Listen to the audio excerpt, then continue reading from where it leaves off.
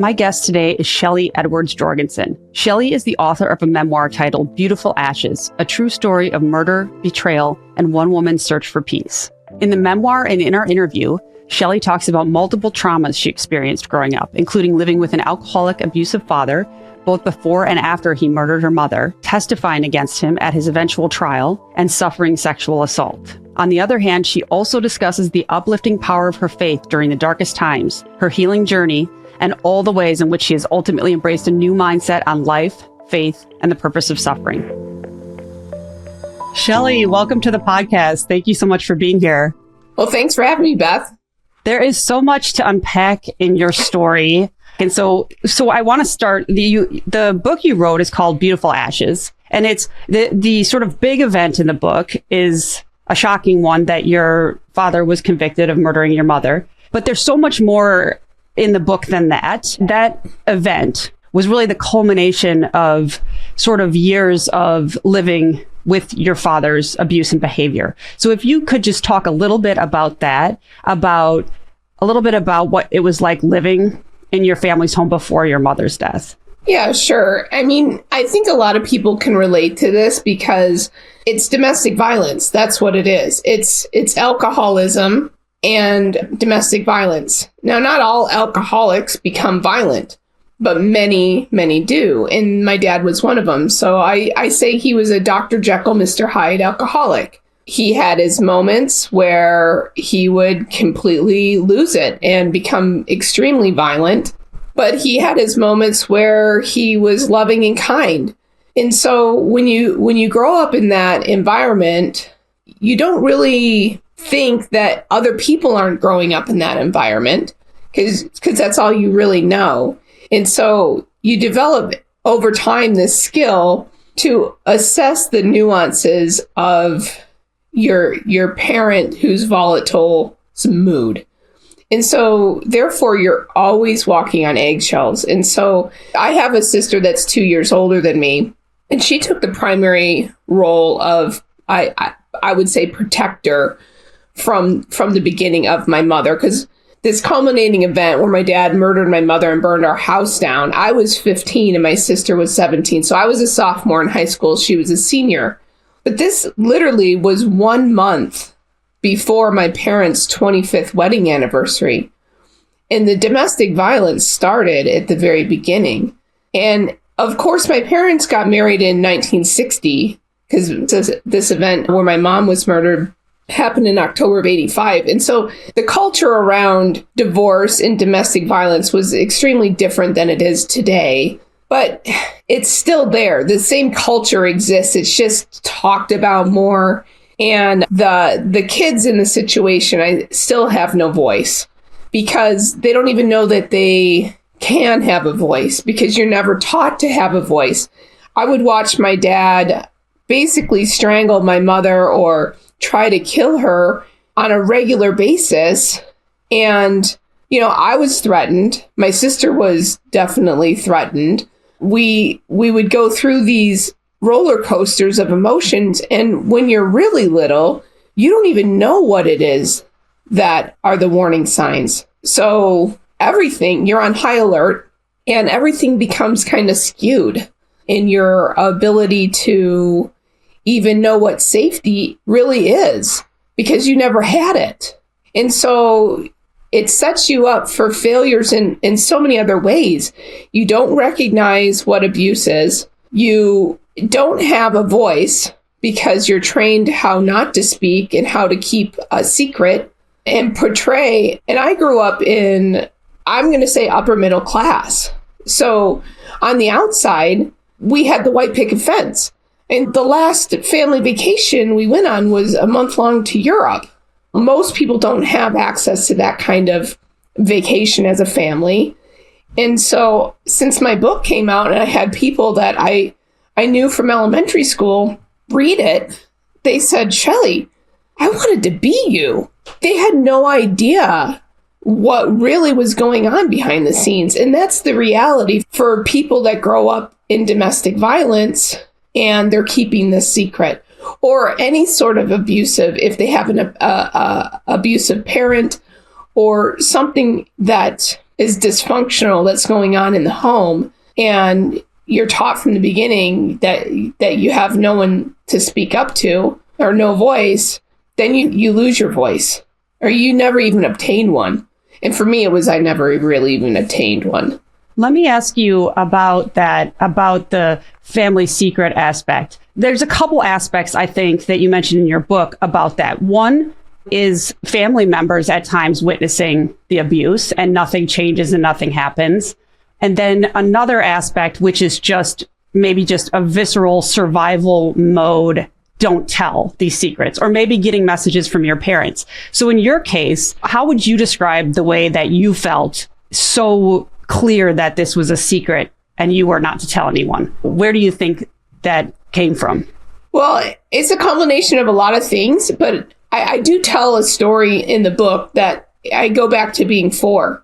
And, that's another misnomer that people think, oh, well, they're little, they don't really know what's going on. Well, that's not true either. So I was 4 years old, and my parents had dropped us off at our grandparents because they had some event to go to. And then when they came back later in the weekend to pick us up, my mom had sunglasses on at night and it was winter, and she had the sunglasses on because she had a black eye. And I figured out, and she lied about how she got the black eye. She said she had fallen down the stairs, and I knew that's not what happened. My gut knew that that's not what happened. I was 4 years old. And so in that moment, and probably, it was building at that point as a 4-year-old, putting all these little pieces together and all these instances that I had been either directly involved in or heard or witnessed or even felt. I knew that my mom was lying to me. And so if she's going to lie about how she got a black eye, then I certainly can't speak up about her having a black eye. So that's one story that I talk about in the book. And I also talk about another story in the book where we fled the house. I was 6 years old. And again, I'm being told to not say anything. And we would have this pattern that the morning after, because most of these events would happen on the weekends, because that's when drinking happened the most. And so the morning after, my dad liked to cook. He would get up, he would cook these big breakfasts, and I call them the morning after breakfast. So now we're sitting down at the family table eating homemade pancakes and hash browns, and you're expected not to say a word about mom having scratches on her neck or not really being able to talk because he was trying to pull her tongue out because he didn't like what she said. And along the way, you're threatened. So you're like, well, if she's pulling mom's tongue out and she's got scratches all down her throat because he didn't like what she said, I certainly better not say anything. So it's a compounding effect that you learn over time. You don't talk.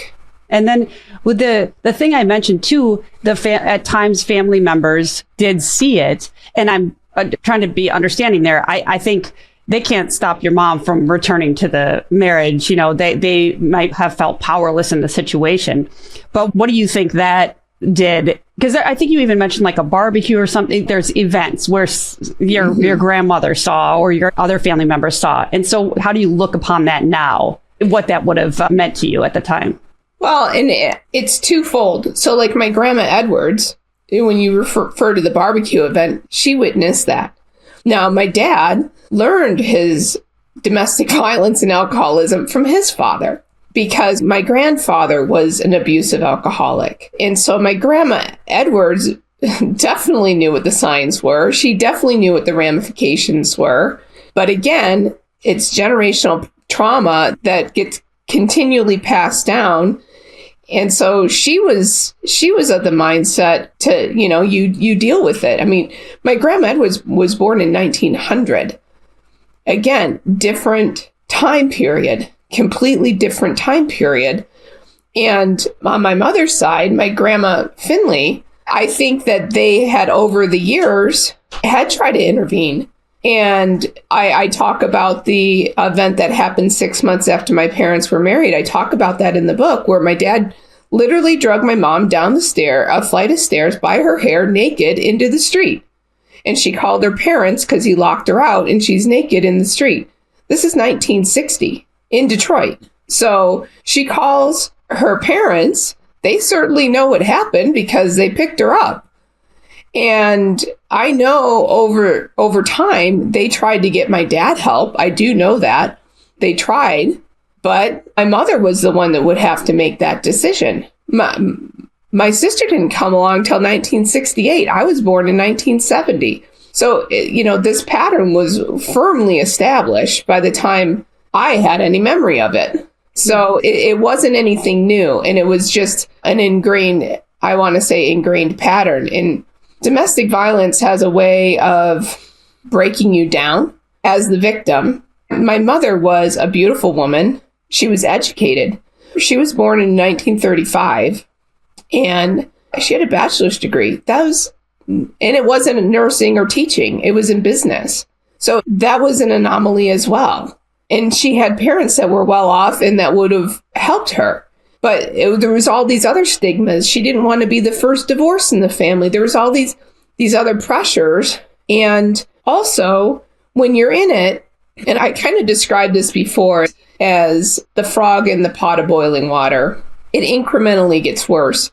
And at first, you're believing the I'm sorry's and the this and the that. And somewhere along the way, you lose yourself in it. Long before there's physical abuse, there's emotional and verbal, which in my mind, long-term effects of that is way worse than anything else, really. I mean, aside from being killed, but the long-term effects of the psychological abuse and all the other things that don't cause bruises and broken bones, in my mind, is worse.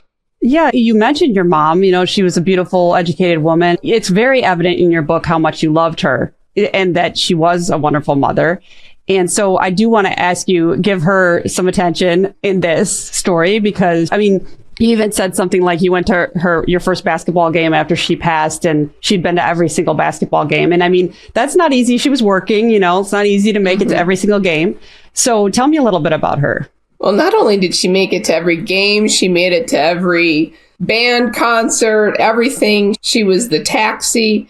She was the team mom, basically. Everybody on the team, on any team that I was on or my sister was on, knew my mother. She was there. I started playing organized athletics at 6 years old, and I was a 3-sport athlete. And so there was a lot of driving. There was a lot of time on baseball fields and basketball courts and volleyball courts. And my mom was always there. Even I remember when we got into high school and we were still playing summer league softball, some of the high school boys that went to high school with my sister's grade started being umpires at our games. My mom even knew them. So everyone knew my mom and she was beloved. I didn't realize at the time how hurt everybody that I was close to and that knew my mother was hurt by everything that happened. Obviously you think that, that people are experiencing that too, but you're so caught up in your own grief and your own trauma, the whole thing. The whole time period in my life was just a nightmare. But I realized just the profound effect that my mom had on everybody that knew her. She had friends everywhere we went. She had friends. And at her funeral, literally it was standing room only. And this was a very big Catholic church that we were in. So yeah, my mom was well loved. It's really nice to hear. And as you're talking, it makes me think I'm glad you had 15 years with her. The tragedy is such a big, big part of it. But then it is nice to remember the person too and how special she was, because it sounds like she really was. Yeah, she's amazing. And I did only technically have 15 years, but she hasn't missed anything. I've missed her. She hasn't missed me because I know that she's not far.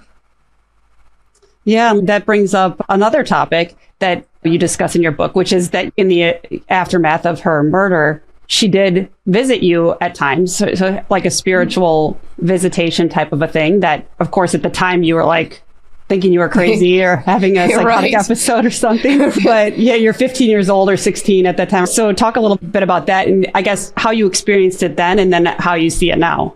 Yeah. So you mentioned that the first basketball game after I went back to school was going to be the first one my mother ever missed. And so that was weighing heavy on my mind. And I was a guard and I was pretty adept at stealing the ball.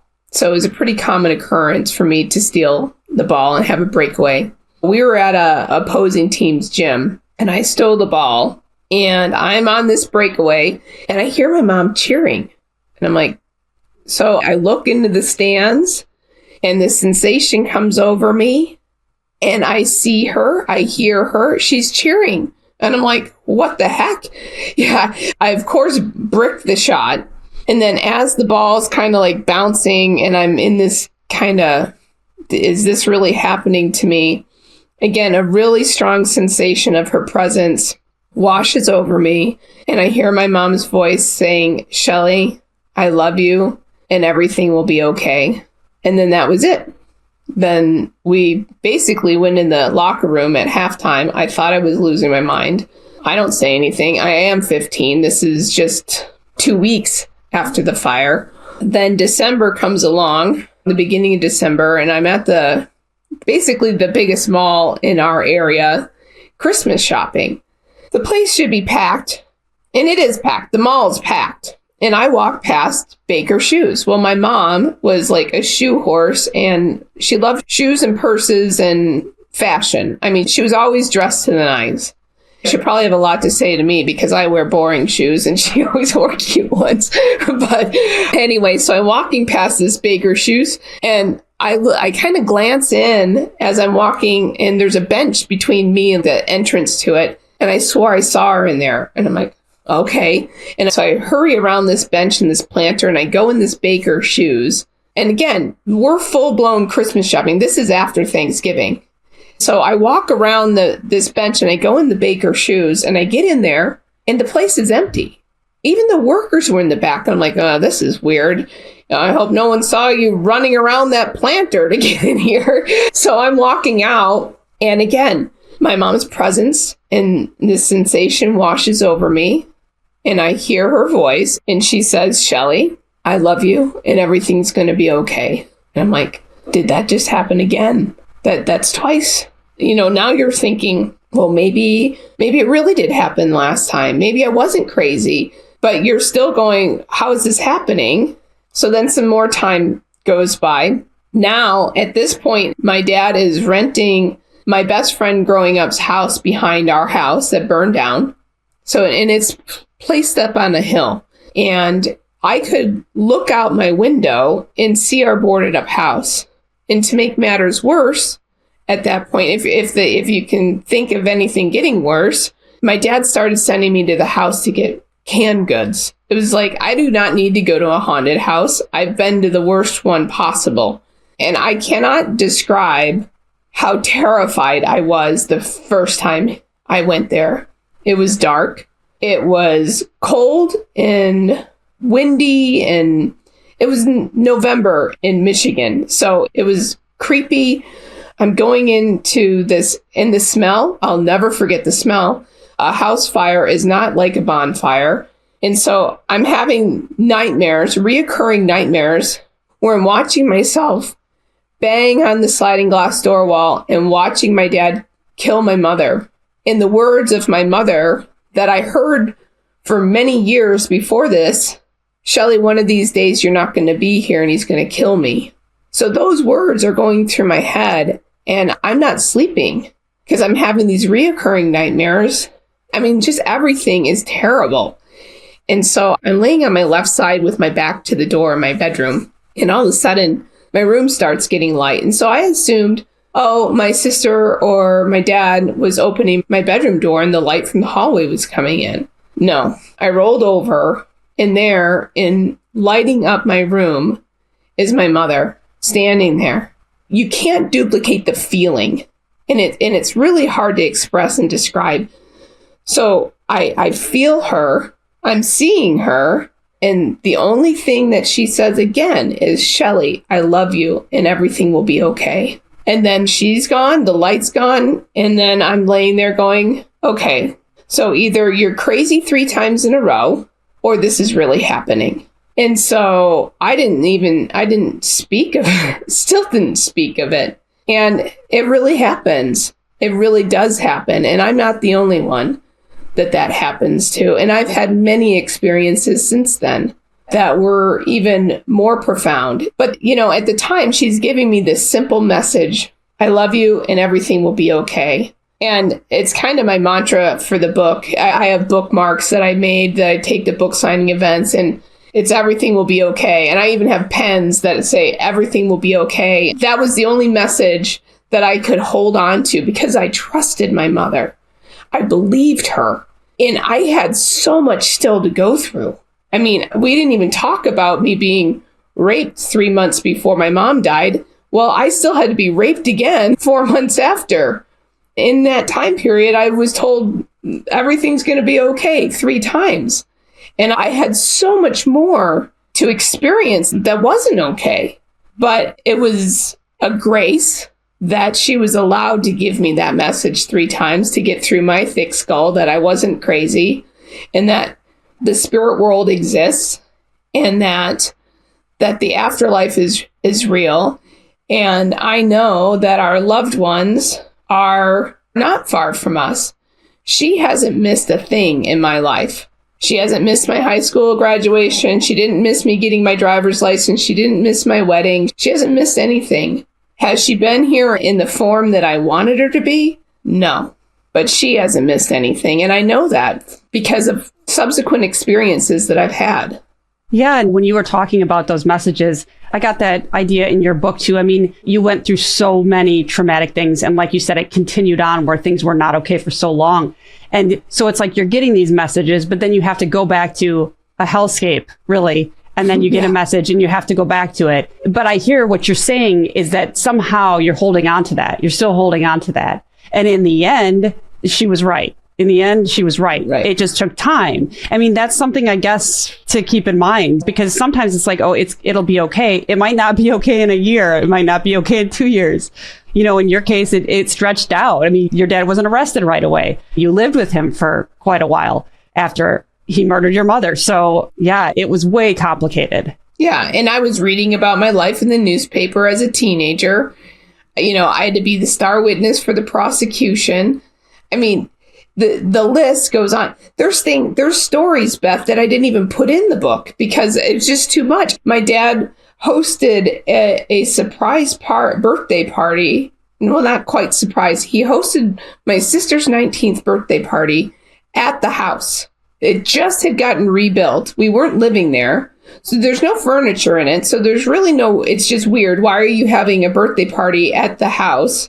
And so my friends are there. Lisa's friends are there. And this is a month after I find out he's gay, which was another traumatic thing for me to digest about my father as a teenager in the 80s. And he puts a chair in the middle of the living room. He had my sister sit in this chair. The music changes, and here comes a male stripper.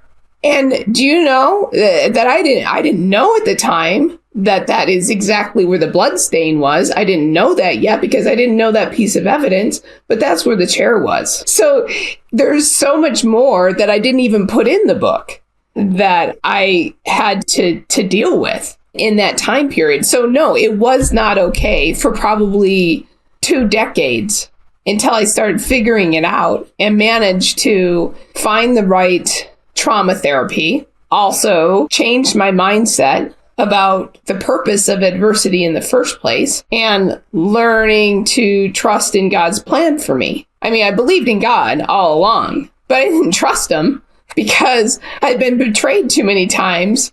And so I decided I had to have a complete mind shift and start believing things that were hard to believe and start putting things into practice and exercising my faith and putting my trust in God's plan and really understanding what the whole point of adversity is in the first place, which is to teach us.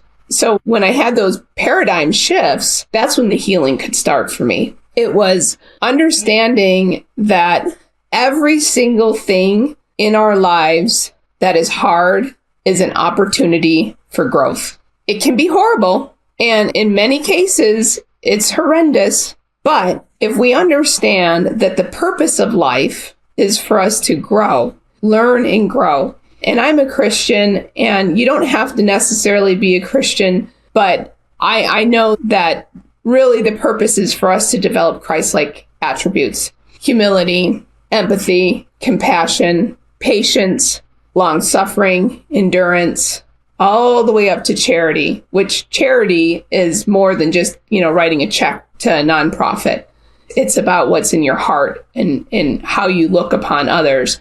Do you look upon others with love and compassion and all of those other characteristics? And you cannot learn any of those things to the degree in which we need to learn them without experiencing hard things. The natural question is why? Why is this happening to me? That's the natural question. And it's okay to ask it. But if you allow yourself to get stuck on the why, that leads to depression and misery, because you just circle the bowl feeling sorry for yourself. And I did that. I did that for a very long time. I was 35 years old. I just graduated summa cum laude with my MBA. I have a bachelor's in engineering. I'm, on my dream career path that I had wanted since I was 10, and own my own home. So on paper, everything should be fine. And outwardly, everyone thought it was fine, but inwardly, I'm praying to die every day still. So I went from praying to die every day to happy and whole by seeking the right trauma therapy, which one size does not fit all. I did talk therapy on and off for 15 years and was still at this point. And I had fundamental mind shift about what adversity is. It's a gift. And I know it sounds ridiculous to say that, but that is, and I went through this transformation in my mid-30s. I'm going to be 54 in April. So I'm almost 20 years past the beginning of this journey where I made the mind shift. So of course, I'm even further down that road than I was then.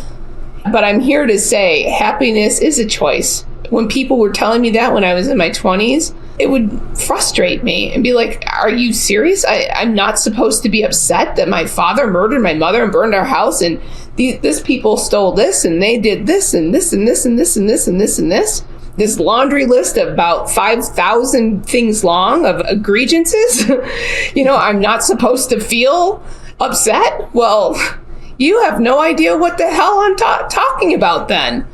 Well, maybe they didn't, but they were right. That's what I was thinking about when you were talking, though, is that, when someone's in the midst of it and they really are maybe having to grieve and process all of these traumas, and maybe it's just not, you can't get to that mindset. You can't just flip a switch and make yourself look at it like, oh, this is good for me. This is a good learning experience. You got to go through it, through that process, and hopefully come out the other side and get where you got with it. Well, and you have to learn. I mean, you can learn it when you're in it. I had to learn it when I'm in it, but it took me a long time. And none of this is a light switch, and none of it is linear, because healing is up and down for everyone.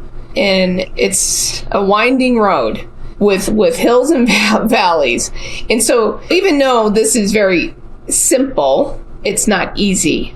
Even now, I have that mindset that all adversity is an opportunity for growth. And so I try to look, and instead of focusing on the why, which you still ask why, so instead of allowing myself to dwell on the why, I say, okay, because Shelly, you need to learn something. So then I start focusing on what and how. What is it I'm supposed to be learning, and how can I use it to help myself and others? When you're hurting, the last thing you think you have energy for is serving somebody else. But when you do that, something happens. And so it is a mechanism for your own healing, is serving. And so now, even when I'm going through something that's hard for me, I have to take the same lesson.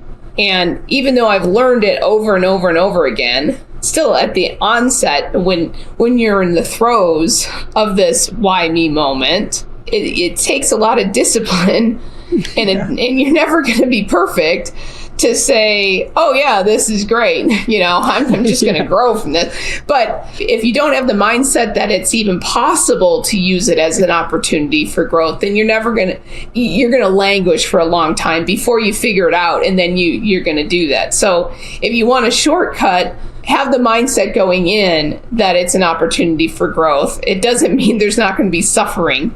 And it doesn't mean that it's going to be, oh, I'm just going to turn the light switch off and I'm not going to feel upset. I'm not going to feel hurt. I'm not going to feel sorrow. I'm not going to feel pain. Of course you are. But it's a mindset that helps you not get stuck in those things. Like I was stuck for 20 years because I didn't have the right mindset. And now I can progress through different adversities faster and see more purpose in it and be able to heal and let go of that. Even my mother's murder, I can look at as something that, yes, it was catastrophic, but I've learned and grown in ways that I know I never, ever, ever would have. And I never would have chosen that growth in day-to-day life. You're not going to do that. You don't purposely put your hand on the hot stove. It's human nature to not push ourselves to grow in these ways. It's just not. We're adverse to pain, whether it's physical, emotional, or whatever. We're averse to pain. I saw in your book at one point you said you felt like it was a message from God that you had chosen this life before your birth. And when I'm listening to you talk, I feel like you're saying we as humans, we would never choose this. We would never choose to put our hand on the hot stove or have our mother murdered or have these abusive things happen to us. But maybe our higher self chooses, maybe it doesn't know exactly every detail that's going to happen, but our higher self knows I want to learn these lessons in this lifetime. And so I'm going to do this. And then you have to suffer through, in your human mindset. That's exactly it. Is I know that we existed before we were born as spirits, and part of this experience, this mortal experience, is to gain a body and to gain this knowledge. And we did sign up. I know that through my own personal experiences. I know that I chose many of these things. So did my mother. I believe we were ignorant because we didn't have the knowledge, and that's why we're here to gain the knowledge. Maybe the bulletin board went around and say, oh, yeah, I'll sign up to do this, and this. This sounds good. I can obtain these goals or these talents and this wisdom. I have no idea what any of this means. Okay, sign me up, So, yeah, we did do that. We did choose, and all of us did. And all of us chose for whatever reasons we chose. We've progressed to a certain extent before we were born, and we're here to progress to the next level. I mean, are we still in elementary school? Are we in high school? Are we in college? Where are we in our journey? As mortals, we would not have made these choices, but we made these choices before we were born. And now we're given the opportunity to learn the lessons we signed up to learn. Well, thinking about it from that perspective and knowing everything that happened in your life, I think, you signed up for an intensive course, I would say. You made it through, and you describe the way you look at life with this mindset now. And it's so much more positive and from a growth perspective. And you've gotten there through those experiences. I think that's impressive, is what I'm saying. I'm going to take us a step back here. I'm shifting gears, but you had mentioned back when you were younger, before and after your mother's murder, that you had been sexually assaulted. And so just to be clear that was not your father, although your father was a very abusive person, obviously. These happened in separate events, and you kept them secret. You kept them very secret. And not only that, but blamed yourself for them. So you had to also go through that evolution with those experiences. Can you talk to me a little bit about how you think those might have been a part of learning those lessons about speaking up for yourself, having a voice, and the not blaming yourself aspect of that? Yeah. So that's kind of, I would say, a side effect of growing up in domestic violence and being robbed of your voice. Because in being oblivious to what really abuse is, it sets you up to be victimized in other ways, all sorts of other ways. And There's other sexual abuse that I experienced that I didn't put in the book, and some of it I'm newly remembering. The mind is a crazy thing and what it does to protect itself. But I do talk about what happened when I was 11 in Mexico, where I was molested by an acquaintance of my parents. And it wasn't a singular event. It happened repeatedly over the course of this week. And I have an audiobook too. And so there's Amazon and there's Audible, and you get reviews on both platforms. And you would think because Amazon owns them both that you'd see them all. So I normally would look at my Amazon reviews, and I didn't always keep up on logging and Audible. So on Audible, I have not as many reviews, and they're all 5-star, I believe, except for this one. And in this one review, this lady is basically victim shaming me, saying that I had no backbone and how I didn't stand up for myself, and kind of really lambasting me. And at first it was very hurtful, because first of all, this is my story. This is what happened. I was a child. I was 11 years old. And my whole entire life, I felt shame over what happened to me because how did I go back more than once to allow myself to be victimized more than once? How did I? And I didn't understand it. I did not understand it. And so I carried that shame for my whole life. And that was an 11-year-old getting molested, who then at 15 goes back and gets raped by the same person. That was the rape that happened 4 months after my mom died. The sexual assaults that happened with that person, I didn't talk about until I was in my 20s, and I talk about that in the book. Now, also, I talk about another sexual assault that happened 3 months before my mom died in July of 85 when we were in England on that family vacation. Now, I'm 15 years old. I think I'm really cool because I'm having my first beer in a pub without my parents, because we went with my mom's cousin's sons who were old. I was the youngest because they were all older teenagers. So I'm drinking and I'm dancing with a guy that's older. I'm interested in him. And I end up getting, raped outside the bar by this guy. I didn't tell, when I first told anybody, and this is after decades of therapy and already talking about being molested at 11 and raped at 15. I was in the middle of writing this book. I'm married. I'm 45 years old.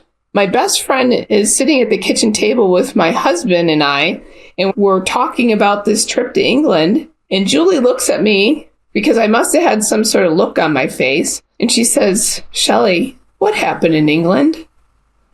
Oh, now I have to tell, because I was carrying same situation. I'm feeling like I had some sort of responsibility in what happened.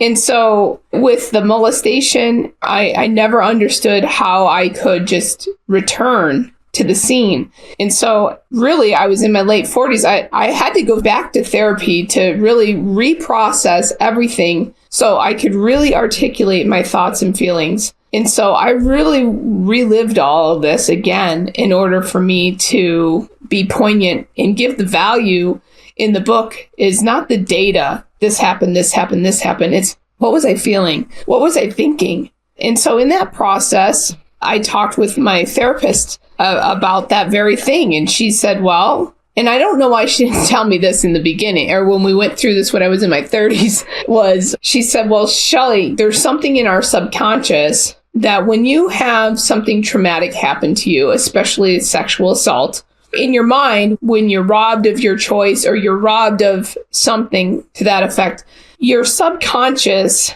thinks if it can recreate the situation where that trauma occurred, and you can change the outcome by making it different the second time.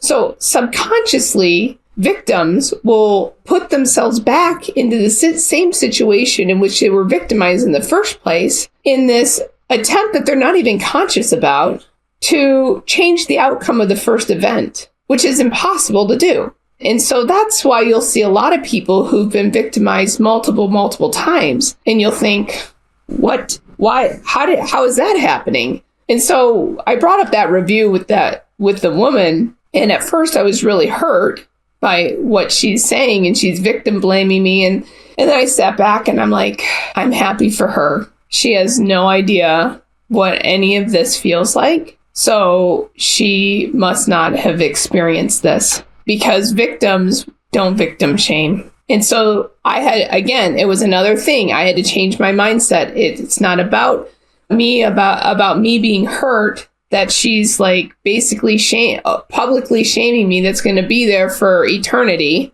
And it's my only 1-star review. So you know how people work reviews. they read the 5 and then they go, okay, what are the negative reviews saying? And so I had to take a mind shift change on that one and say, I'm happy for her. I'm sorry for me. She doesn't understand. I'm happy for her that she doesn't understand. And then leave it there, and don't spend any more of my energy being hurt over that. Yeah, because you're right. It's like she definitely is not understanding where your mind would have been at during that time and the experiences you had. And then, of course, to the very first event, you're 11 years old and this man is a predator. So it's like, again, you did blame yourself for all of these things, as you talk about in your book, which is, it's painful to hear that. Right. But I think the natural thing is that you do think especially as a child, you think you have culpability. I mean, name a child that doesn't think that they're smarter than an adult. I mean, especially teenagers, right? They know everything. And so you think that you know more than you do know, probably at every stage of your life. but especially as a child, right? Yeah. And you're just trying to make sense of it. You're trying to make sense of it. And I think there is that, there can become that maybe mentality that I'm being punished. This is happening to me because I'm bad, or I did something, and you're already in a very abusive environment in your home life that could feel that way. So yeah, it is. I think if people read your book, I think that woman didn't, but I think people who have not had that sort of abuse will understand better how that was for you and how that could have occurred multiple times. So I do want to make sure, I know I'm keeping you a long time, so I'm going to add, I want to jump to one more thing, make sure that I'm talking about it. So your mom dying and your house being on fire, and then your dad was ultimately convicted of murdering her in a trial that you testified at. Mm-hmm. As that process went on, you were still living with your father during all this time. Was it like 2 years, or how long was it before before the trial? So the fire happened in October of my sophomore year of high school. And then my sister and I lived with my dad. And here's the kicker. I watched my house on fire on the 11 o'clock news. So all the major news networks were filming. Literally, my house was still on fire because there was a freelance photographer right in the subdivision that was there before the fire trucks were. And so on the 11 o'clock news, they are announcing that there's a dead 50-year-old woman, and they already knew the house that the fire was suspect, that it was arson. They already knew that. The news knew enough to say that it was suspicious, let alone what the police knew. But my sister and I had to live with my dad. He did not even get arrested until February of '86, which is still my sophomore year. We had to pick him up from the police department, or from the jail, and post his bond. And, I talk about that whole story. Then his trial wasn't until February of my senior year, so almost 2.5 years later. Now, I was living out my life, reading about it in the newspaper, eavesdropping on conversations. I was trying to prevent my dad from killing my sister at the time. It was getting to be too much. And my good friend at the time, my best friend at the time's family moved back to California. They invited me to come. So my senior year of high school, I literally moved myself, which was an excruciating decision for me to make. As a senior who's been captain of multiple sports teams and fully integrated, I went to school with the same kids since kindergarten, to leave my senior year, to be 2,000 miles away, actually further than that. And so I was living in California my senior year of high school. I had no idea I was going to have to testify, zero idea that I was going to have to testify until less than a week in advance. My dad calls me and says, "Shelly, you need to testify in court on Monday. I got you a plane ticket. You're flying out on Friday from San Francisco to Detroit. So I do. My dad picks me up. And that's the other really, really, really weird thing to try to even explain is I had a normal relationship with my father. I lived with them after as if, everything was still the same. I wanted to believe his story so badly. And actually, I allowed myself to believe his story, even though I knew it was a lie from before I even was told my mother was dead. But I wanted to believe his story because that's what I needed to be true. And so I was living in this sort of denial all this time, even though I escaped to California because I didn't want to. I knew my dad's trial was, it had to come my senior year. I didn't want to be around, and I had an escape plan. And my sister was basically trying not to come home at that point. And my dad was drinking continuously after the fire. And until I went to California, when I was in California in the fall of that year, he did go to rehab and stop drinking. But I think his lawyer convinced him that that was the best thing for him. And so anyway, back to the trial, I flew home on a Friday thinking for 2.5 years I wasn't going to have to testify. I only talked to the police once. CPS never talked to me ever. And they didn't help me at all. The system failed us completely. Even after the police knew that domestic violence was part of the program, they didn't come back and ask me anything. They didn't come back and ask my sister anything. I was at home right before it happened. I was the last one to leave. So if I had any sense about me, but again, I'm a teenager. What do teenagers know? Nothing about the world, really. So I should have assumed that they were going to put me on the stand, but I didn't assume that, especially since no one told me. So I fly home on a Friday. My dad gives me this address. I show up to this lawyer's office, started answering her questions. First, I'm like dumbfounded that she's asking me these questions about stories of abuse that I thought nobody on the planet besides me, my sister, my dad knew. So my head's exploding over that. And she's showing me evidence of the blood stain. That's when I learned about the blood stain. Literally, there was a 3-foot diameter stain in the middle of our living room floor that the night of the fire, they took a picture of the stain. And so the prosecutor, that was how she started, by the way. And I didn't even know I was at the prosecutor's office. I thought I was getting prepped for the defense. I had no idea. So she pulls out this picture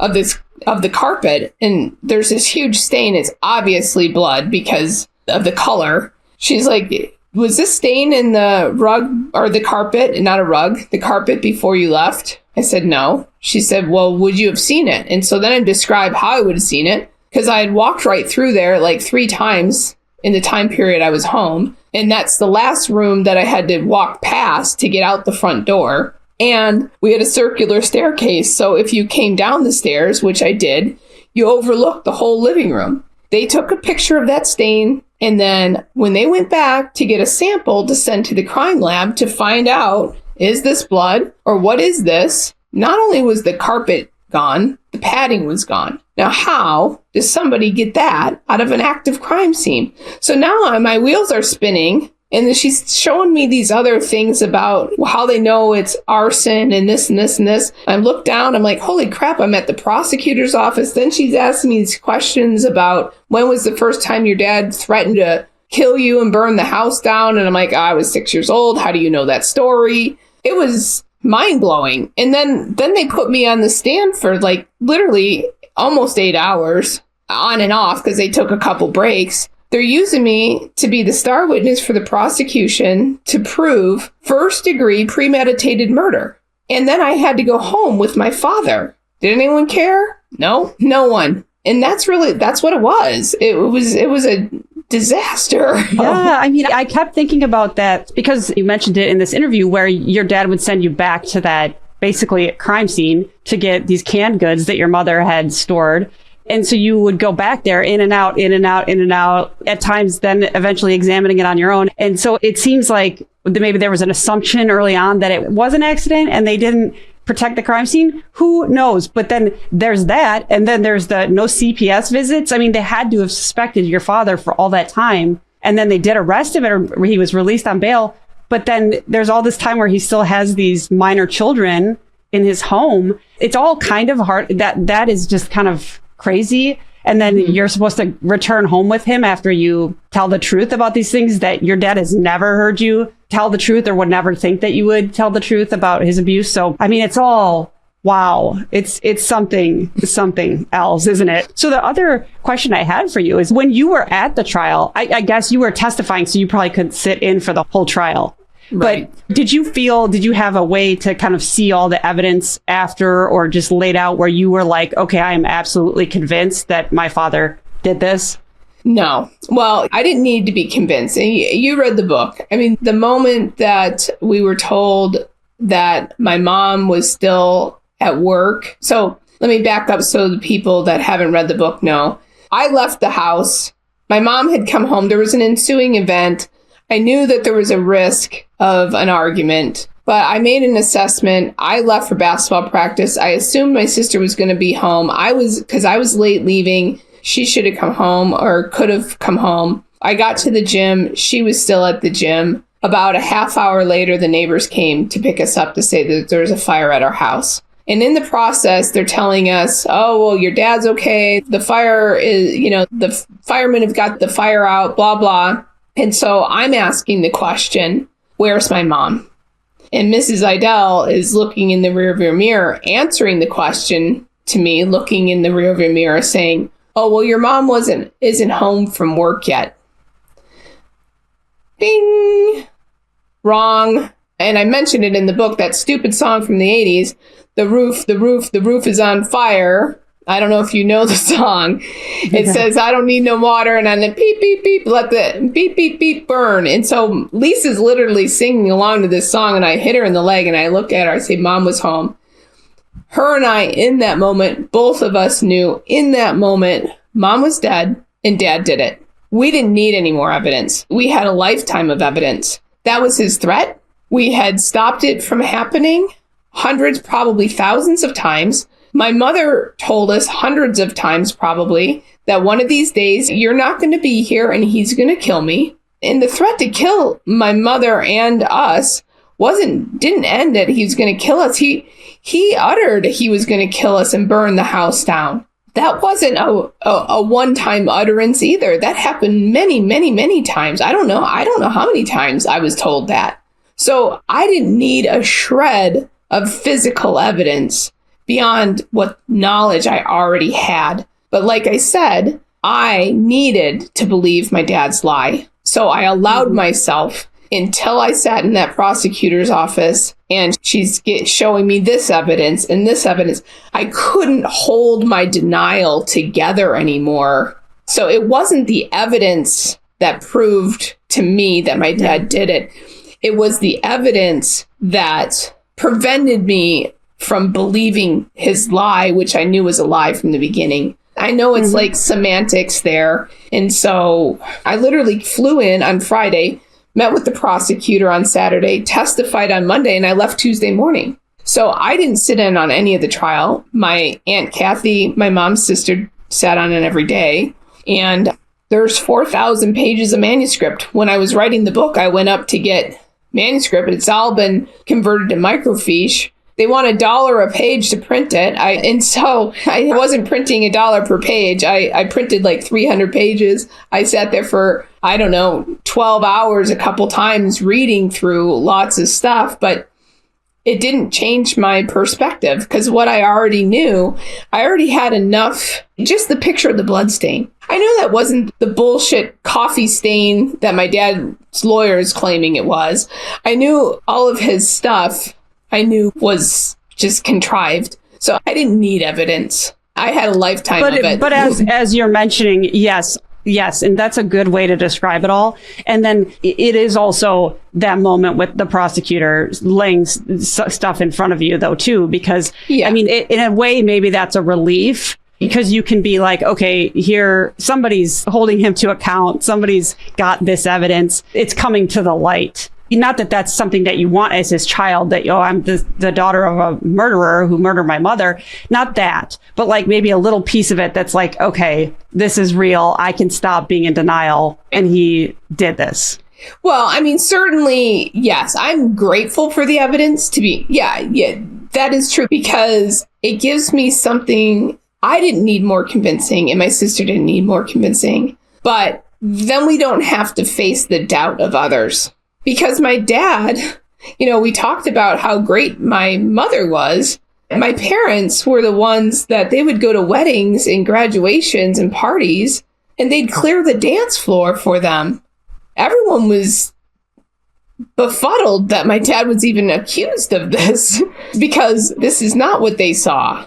So there's two sides to that. The evidence, even though I didn't need it to prove it to myself, I am so grateful for it because I don't have to feel like people don't believe me because the evidence speaks for itself. And he was convicted. And I didn't want him to be convicted, but I knew he needed to be convicted. So again, the whole dichotomy there. I loved my dad. I still love my dad. I hate everything that he did in this regard. I don't hate everything he did in the scope of my entire life, though. There's things about me, like I'm a woodworker. I could build a house from the ground up by myself if I needed to, thanks to my dad. I have those skills thanks to my dad. Nobody is 100% evil or 100% good. I've talked about forgiveness a lot. And with my dad, yeah, I forgave him. And how did I forgive him? Well, I don't know where the accountability begins because his dad was an abusive alcoholic. He got the short end of the stick from my grandfather. And my dad was a Korean War vet, so he had PTSD from that. He was a closeted homosexual in a time period that wasn't acceptable. So he had his own skeletons and his own trauma. So, okay, can I blame my grandfather? Well, let me look at his history. Okay, he was a World War I vet, a police officer, a retired Detroit police officer, and he was orphaned at 5 years old because his mom died in childbirth and his dad then died. His mom died in childbirth, I think he was 2 or 3, and then his dad died of alcoholism when he was 5. Oh, well, what happened there? I don't know because I can't go back. I don't have enough live relatives that I know to talk about where that history begins. So I don't know where the accountability begins in the generational trauma. I know that we're all born with different strengths and weaknesses, and I'm going to have different coping mechanisms with the way that I handle the situations that I'm faced with in life, and everybody else is. You're not going to find two people to respond to that. My sister and I are completely different and in completely different places. And it's not because we had a completely different experience from the standpoint of the experience. We had a completely different experience because of the standpoint of our strengths and weaknesses and how that impacted our lives moving forward. And so it is not my job to judge what my father did. It's God's job to judge that and take into account his strengths and weaknesses, which I don't have enough knowledge to do that. Forgiveness isn't about him, it's about me. When you forgive, that other person has no idea. It doesn't mean that you have to re-invite them into your life to hurt you again, but you have to let go of the power that you're giving them by holding on to the hurt and the pain and the everything else. And turn that over to God and let him be the judge and let him worry about it. And you forgive, because forgiveness is a gift to yourself, not to the person who harmed you. That's my approach on that subject. Again, not something that you learn overnight. Well, I appreciate you talking through all of this stuff with me. And I felt your book was very powerful. And I want to be clear to listeners that your book, although there are a lot of these traumatic events, the book is about a lot more than that. And I think it can resonate with a lot of people because other people could have pieces of these experiences or understand. And not only that, but some of the ways in which you learned and you grew through it, I think can be nice things for other people to connect with and read. So there's an uplifting component and a growth component. Just how you are presenting yourself today with the way that you see things is in the book as well. And so I think it is definitely a good book, and it's very well written and it's powerful and can resonate with a lot of people and hopefully help a lot of people. And I've kept you too long, but I'm guessing you've gotten some good responses to people who've been through abusive situations as well. Oh, Beth, it's been a tremendous experience because my whole goal, first of all, my mother asked me to write the book. I don't know if I'm explicitly clear in that in the book, as I don't think I am, but I might be. There's so many revisions, and I lived it all, so it's hard for me to even remember, what the editors are like. Oh, you need to, trim this down or whatever. But the whole purpose, my entire purpose and mission in life at this point is to help people. I do not want anyone to feel like they're alone in their journey, to feel like it's not possible to heal from things that seem insurmountable. And so my whole point in writing the book, doing these podcasts, being on social media, and trying to engage with people is to help foster hope that there is a path through anything and everything. And so that is why I'm sharing. And the value, the story is in here, but it's not all the lessons that I've learned. And so that's another thing that I'm trying to do is I'm doing book clubs where people will schedule time and I'll do a Zoom meeting and be the guest author at their book club so that they can ask me the questions after they've read the book and read the story. And I can either clarify things, answer questions, talk about what's relevant to them and what they're thinking. Well, how did you get through this situation or that situation? Because my purpose is to try to help people. I love people. I don't want people to suffer. I don't want people to feel like they're on a path all by themselves because I know what that feels like. And it's horrible. So that's what I'm all about. And so there's a lot more. I've learned so much. I had to learn so much. I would not have survived without adapting and learning and growing. I wouldn't have survived it. There's so much more, but it's not just about the trauma. It's about the learning. And the only reason why I have to talk about the traumatic events is so that I'm not talking to somebody. I'm not talking to the 20-year-old me sitting in the therapist's office thinking, as she's telling me things like happiness is a choice, and I'm sitting there thinking, she has no effing idea what she's saying. Telling my story, in my opinion, is showing somebody that I do understand, that I do have a perspective that isn't ignorant. And I'm not just blowing sunshine to say these things that seem ludicrous, that I actually had to learn those things and they're valid. So that's the value in me telling the story, but the real value is what I learned. Yes. And I think that comes out in the book. And I think you talking today, that really shines. And so I really do hope people read the book.